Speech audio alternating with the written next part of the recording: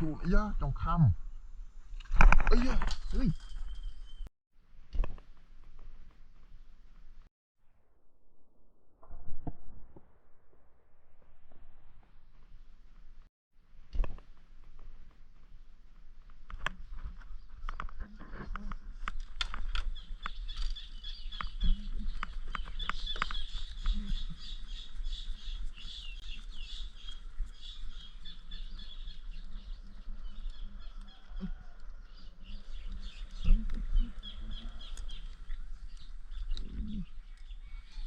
chuột ô nữa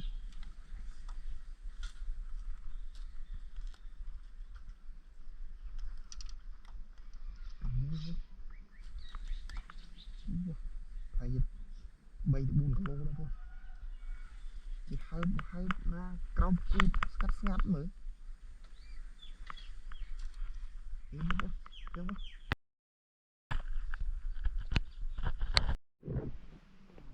bà mong dương chọc từ vua từ tây dương không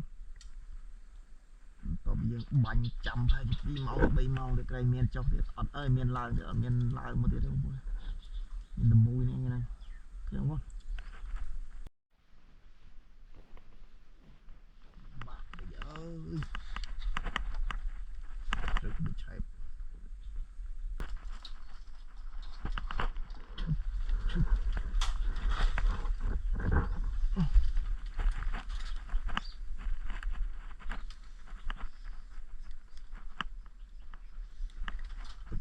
sổ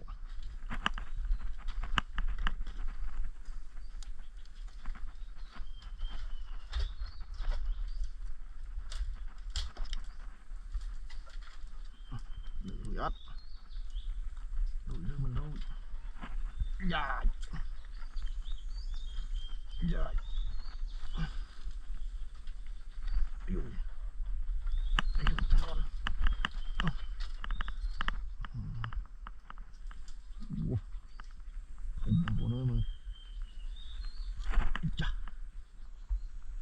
chuột da trong khăm ấy da ơi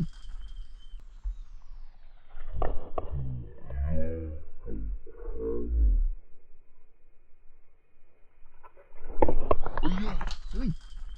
ơi khám bên tên không mấy chồng ôm mong vô đây gì mà